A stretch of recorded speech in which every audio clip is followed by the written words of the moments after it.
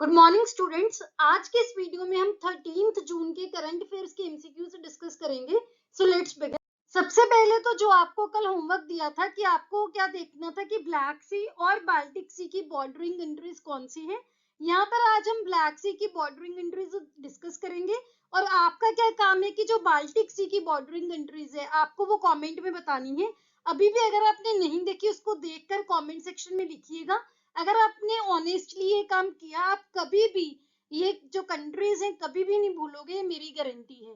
तो ब्लैक सी को अगर आप देखो, ये ब्लैक सी है, इसको कौन कौन सी कंट्रीज बॉर्डर करती हैं। एक तो है रशिया, यहाँ पर है Georgia, Turkey, Crimea, Bulgaria, Romania और यूक्रेन। ब्लैक सी इस बार के एग्जाम्स के लिए बहुत ज्यादा इंपॉर्टेंट है because of the civil war in Russia and Ukraine. और वैसे भी जो ब्लैक सी है बहुत कॉमनली एग्जाम्स में पूछा जाता है, वर्ल्ड के बहुत इंपॉर्टेंट सीज का एक पार्ट है। बाल्टिक सी की कंट्रीज, बॉर्डर कंट्रीज आपको देखकर कमेंट करना है। The first question is, the first ever national conference of tribal writers was recently held in। पहली बार इंडिया में ट्राइबल राइटर्स की नेशनल कॉन्फ्रेंस हुई है। कहाँ पर? ट्राइबल होते हैं जो कबीले से बिलोंग करते हैं। ऑप्शन ए है उत्तर प्रदेश, ऑप्शन बी है Jammu and Kashmir, option C है हरियाणा एंड ऑप्शन डी है छत्तीसगढ़। यहाँ पर आप देख सकते हो इस क्वेश्चन का source, 2-day national conference on tribal writers held in Jammu and Kashmir। First ever national conference of tribal writers was held in Jammu and Kashmir, जिसके जो पार्टिसिपेंट्स होंगे वो एक फोरम सेट करेंगे सो दैट वो tribal literature को authenticate, tribal जो literature है उसको सेफ गार्ड कर सके, जो यंग लोग हैं उनको एनकरेज कर सके कि वो अपने यूनिक कल्चर को दिखाएं थ्रू देयर राइटिंग्स। उनके जो ऑर्गेनाइजर्स हैं उन्होंने ये स्टेटमेंट दी है। ये जो कॉन्फ्रेंस है ये जम्मू की एक यूनिवर्सिटी है, भद्रवा कैंपस, वहां पर ये होगी और आदिवासी राइटर्स, पोएट्स और कल्चरल एक्सपर्ट्स इसमें पार्टिसिपेट करेंगे। बहुत सारे अलग अलग ट्राइब्स के कबीले के लोग रिप्रेजेंटेटिव इसमें पार्टिसिपेट करेंगे, जैसे कि संथली हो गई, गोंडी हो गई, हो ट्राइब हो गई, बुंधारी ट्राइब हो गई, कोया ट्राइब हो गई, बंजारा ट्राइब हो गई, खरिया ट्राइब, मुंडा ट्राइब, ये सभी सभी इसमें इन्होंने पार्टिसिपेट किया है। ये जो ट्राइब्स हैं बहुत इंपॉर्टेंट है, ये आज का आपका होमवर्क है, आपने देखना है कि ये वाली ट्राइब्स संथली, कोया ट्राइब, बंजारा ट्राइब और मुंडा ट्राइब, ये चारों ट्राइब्स कौन से स्टेट में मिलती हैं इंडिया में। सो इसका आंसर है option B, that is Jammu and Kashmir. The next question is, which software will be used as a virtual museum builder software for 3D digitization of the museums by the union government। So आपको पता होगा कि union government इस साल के and तक museums की 3D digitisation कर रही है। उसके लिए कौन सा सॉफ्टवेयर यूज किया जाएगा? ऑप्शन ए है जतन, ऑप्शन बी है प्रयास, ऑप्शन सी है मदद एंड ऑप्शन डी है तस्वीर। सो आपको पता होगा कि जो सेंट्रल गवर्नमेंट है ये 2023 के एंड तक जो म्यूजियम्स हैं उनकी 3D डिजिटाइजेशन कर रही है। इसमें कौन कौन से म्यूजियम है? हैदराबाद का सलारजंग म्यूजियम, प्रयागराज का Allahabad museum, Indian museum Kolkata का, इसके बाद है Victoria memorial hall, national museum, national gallery of modern art. Cultural ministry ये काम कर रही है। इसके जो कंजर्वेशन के अलावा जो 3D डिजिटाइजेशन है, इसमें क्या होगा, जो विजिटर्स हैं, जो वहां पर लोग, जो दर्शक होंगे, उनको एक नया वे मिलेगा कि वो कलेक्शन को एक्सप्लोर कर सकें। 3D मॉडल्स हैं वो ऑगमेंटेड रियलिटीज में यूज हो सकेंगे, वर्चुअल रियलिटी लर्निंग एक्सपीरियंस में, और 3D प्रिंटिंग को भी फैसिलिटेट किया जाएगा। 3D डिजिटाइजेशन के लिए जतन वर्चुअल म्यूजियम बिल्डर सॉफ्टवेयर का यूज किया जाएगा, जो किसने डिजाइन किया है? Human centre design and computing group, centre for development of smart computing, Pune ने। तो ये भी आपको पॉइंट याद रखना है। जतन एक क्लाइंट सर्वर एप्लीकेशन है जिसमें बहुत सारे फीचर्स हैं, जैसे कि इमेज क्रॉपिंग हो गई, वाटर मार्किंग हो गई, यूनिक नंबरिंग हो गई। तो ये सारे फीचर्स हैं जो कि 3D वर्चुअल गैलरीज को क्रिएट कर सकता है, पब्लिक एक्सेस को प्रोवाइड कर सकता है, वेब के थ्रू, मोबाइल के थ्रू और टच स्क्रीन कियोस्क के थ्रू। तो आपको ये सभी चीजें ध्यान रखनी है। तो इसका आंसर है ऑप्शन ए, दैट इज जतन। The next question is, mount Mayon volcano is situated in. Option A है इंडोनेशिया, ऑप्शन बी है फिलीपींस, ऑप्शन सी है श्रीलंका एंड ऑप्शन डी है चाइना। यहाँ पर आप इस क्वेश्चन का भी सोर्स देख सकते हो। सो रिसेंटली फिलीपींस के एक वल्केनो से बहुत सारी ऐश और जो रॉक्स हैं वो फैल गई हैं, जिसकी वजह से बहुत सारा हजारों में लोगों को वहां से निकाला गया है, इवैक्यूएट किया गया है। तो ये जो वल्केनो है इसका क्या नाम है, माउंट मियोन वल्केनो। कहाँ पर है ये, फिलीपींस में। ये जो फिलीपींस की राजधानी है मनीला, उसके साउथ ईस्ट में ये लोकेटेड है, और ये one of the most volatile volcano है फिलीपींस की 24 एक्टिव वल्केनोज का। तो ये एक एक्टिव वल्केनो है, आप यहाँ पर पिक्चर देख रहे हैं, यहाँ पर ऐश इससे वल्केनो से इरप्ट हो रही है। तो इसका आंसर है option B, that is Philippines. The next question is, which country's cricket team has become the only team to win the ICC title in T20, ODI and Test formats? कौन से देश की क्रिकेट टीम अकेली ऐसी cricket team बन गई है जिसने T20, one day innings and test format में तीनों में आईसीसी टाइटल जीत लिया है? ऑप्शन ए है इंग्लैंड, ऑप्शन बी है ऑस्ट्रेलिया, ऑप्शन सी है पाकिस्तान एंड ऑप्शन डी है न्यूजीलैंड। यहाँ पर आप देख सकते हो इस न्यूज का भी सोर्स। सो रिसेंटली इंडिया और ऑस्ट्रेलिया का टेस्ट मैच हुआ था, जो वर्ल्ड कप हुआ था, जिसमें ऑस्ट्रेलिया विनर रहा, और ये ऑस्ट्रेलिया का 9th आईसीसी टाइटल है मेंस क्रिकेट में।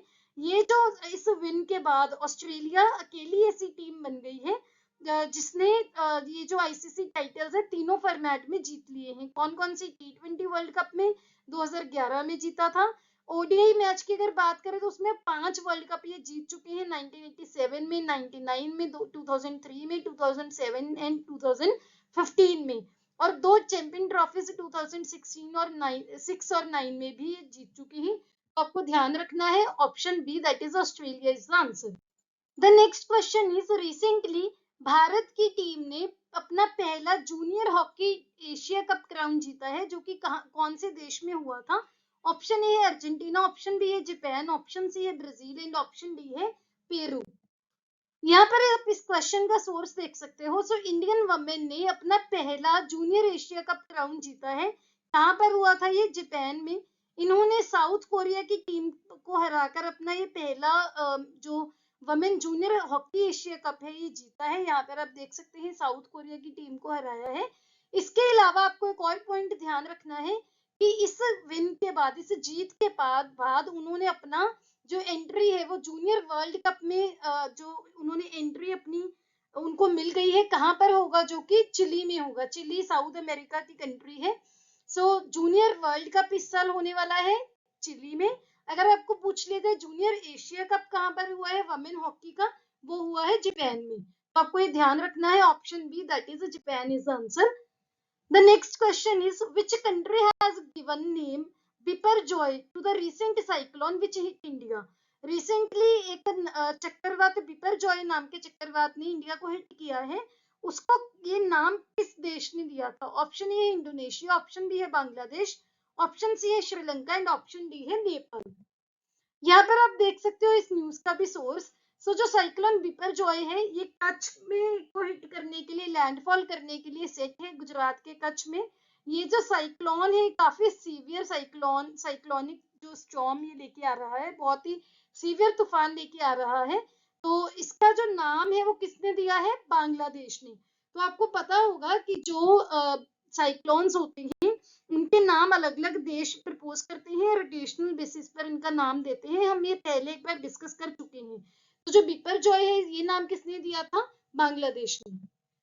The next question is, Kalakad Mundanthurai tiger reserve is situated in? Option A है केरला, ऑप्शन बी है कर्नाटका, ऑप्शन सी है तेलंगाना एंड ऑप्शन डी है तमिलनाडु। यहाँ पर आप देख सकते हैं इस क्वेश्चन का सोर्स।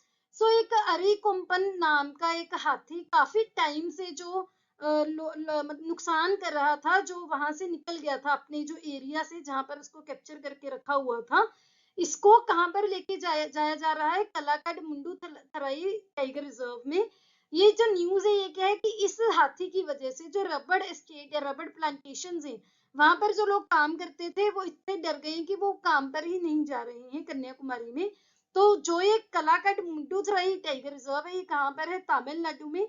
आप यहाँ पर देख भी सकते हैं मुंडूथराई। यहाँ पर आपको एक और पॉइंट ध्यान रखना है कि ये एक ही टाइगर रिजर्व है तमिलनाडु का, और पूरे इंडिया की अगर बात करें तो 17th टाइगर रिजर्व है। ये 1988 में स्टैब्लिश हुआ था। तो एक तो ये बहुत दिनों से न्यूज में चल रहा है, दूसरा तमिलनाडु का अकेला ही टाइगर रिजर्व है। दोनों ही चीजें इसको important. The next question is, the new national education policy has set the aim of 100% gross enrollment rate by the year of dash. So जो नई नेशनल एजुकेशन पॉलिसी है उसने 100% ग्रॉस एनरोलमेंट रेट का target रखा है। कब तक? Option A है 2025, ऑप्शन बी है 2030, ऑप्शन सी है 2035 एंड ऑप्शन डी है 2040। यहाँ पर आप देख सकते हो इस क्वेश्चन का भी सोर्स, जो नई एजुकेशन पॉलिसी है उसका एम है 100% ग्रॉस एनरोलमेंट रेट का बाय द ईयर ऑफ 2030। सो कौन जो स्टेट्स हैं जहां पर स्कूल से ड्रॉप आउट रेट हायर है नेशनल एवरेज से, यानी कि जो बच्चे हैं वो स्कूल से हट जाते हैं, कौन कौन सी स्टेट्स हैं? बिहार, असम, गुजरात, पंजाब, आंध्र प्रदेश, मेघालय एंड कर्नाटका। यहाँ पर जो नेशनल एवरेज है 12.6% की, उससे भी ज्यादा ड्रॉप आउट रेट रहा 2021-22 का। इसी वजह से ये न्यूज में था। और ये भी आपको ध्यान रखना है, वीकली करंट अफेयर में हम न्यू एजुकेशन पॉलिसी के सभी फीचर से डिटेल में डिस्कस करेंगे। तो इसका आंसर है option B, that is 2030। The next question is, Novak Djokovic created history by becoming the first man to win a dash Grand Slam title. Novak Djokovic जो कि सर्बिया के player हैं, उन्होंने रिसेंटली हिस्ट्री क्रिएट की है। पहले ऐसे इंसान बने हैं जिन्होंने कौन सा ग्रैंड स्लैम टाइटल जीता है? ऑप्शन ए 22nd, ऑप्शन बी है 21st, ऑप्शन सी है 23rd एंड ऑप्शन डी है 20th। यहाँ पर आप इस क्वेश्चन का भी सोर्स देख सकते हो। So Djokovic continues to push the boundaries. Novak Djokovic जो कि सर्बिया के टेनिस प्लेयर हैं, उन्होंने रिसेंटली अपना 23rd ग्रैंड स्लैम टाइटल जीता है। और ये जो प्लेयर हैं, इन्होंने एक रिकॉर्ड सेट किया है, क्योंकि इनसे पहले जो 22 ग्रैंड स्लैम जीतने वाले थे वो कौन थे? Rafael Nadal. इनका जो रिकॉर्ड है इन्होंने तोड़ दिया है। इन्होंने रिसेंटली फ्रेंच ओपन फाइनल्स में ये जो विन हासिल की है, ये कि टेनिस प्लेयर है। तो इसका आंसर है option C, that is 23rd। Last question is, Dudhwa tiger reserve is situated in. Option A है उत्तर प्रदेश, ऑप्शन बी है राजस्थान, ऑप्शन सी है Madhya Pradesh and option D है तमिलनाडु। हमने एक एक करके इंपॉर्टेंट नेशनल पार्क्स और जो बायोस्फीयर रिजर्व थे वो कवर कर लिए। अब से हम टाइगर रिजर्व करेंगे, ऐसे करके 1 by 1 सभी चीजें कवर कर लेंगे। सो रिसेंटली इस साल प्रोजेक्ट टाइगर के 50 इयर्स कंप्लीट हुए थे। और यहाँ पर जो टाइगर रिजर्व है इंडिया में, उनका ये यहाँ पर पिक्चर लगी हुई है। प्रोजेक्ट टाइगर की अगर आप बात करें तो ये 1973 में स्टार्ट हुआ था कॉर्बेट नेशनल पार्क में, जो कि उत्तराखंड में है। इंडिया में 3000 से भी ज्यादा टाइगर्स हैं, जो कि 53 टाइगर रिजर्व्स में लोकेटेड हैं। इंडिया में पूरे दुनिया की 70% वर्ल्ड की वाइल्ड टाइगर पॉपुलेशन एग्जिस्ट करती है। और अगर हम करें बात Dudhwa tiger park tiger reserve की, वो कहाँ पर है? उत्तर प्रदेश में है। तो इसका आंसर है option A, that is Uttar Pradesh. ये हमारे सोशल मीडिया के यूजर नेम है, आप हमें यहाँ पर फॉलो कर सकते हैं, लिंक आपको डिस्क्रिप्शन में मिल जाएंगे। आपको पीडीएफ्स और क्विज भी मिल जाएंगे हमारे टेलीग्राम चैनल पर, जिसका यहाँ पर यूजर नेम मेंशन है। अगर आपको ये वीडियो अच्छी लगी, please hit the like button, अपने दोस्तों के साथ वीडियो को शेयर कीजिए। Don't forget to subscribe to my channel. See you tomorrow at 8 o'clock। Have a nice day.